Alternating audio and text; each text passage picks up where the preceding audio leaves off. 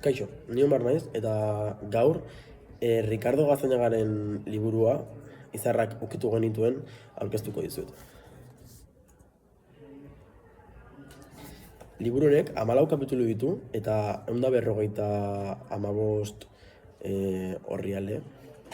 Eta luzea denez, eta kapituluk ez direnez istorio berdina segitzen,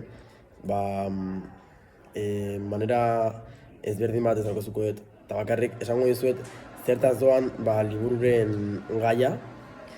Dala kirola, libururen gaia. Eta kirola ez da bakarrik irabaztea eta porrot kontua. Garrantzitsua da ere jakitea galtzen eta nola irabazten. Txapelduna izatea ez da importantena, demostratu duzunean zertaz zaren gai.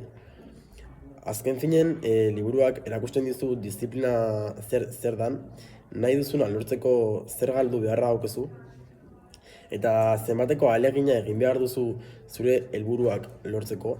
Eta hori da pixkat libururen gaia eta zertaz doa. Eta kirolak gustatzen baldin bazaizu, liburu honetan ateratzen die igerilariak, saskibaloiko jokalariak, eta denak daukete zerbait beltzak die, eta razismoa dau, edo hankat falta zaie, esku bat, afrikarra die, beste leku bateko, eta ez dute azeptatzen hor lekuan. Baina azken finen hau da historia, espero gustatu izana, eta agur.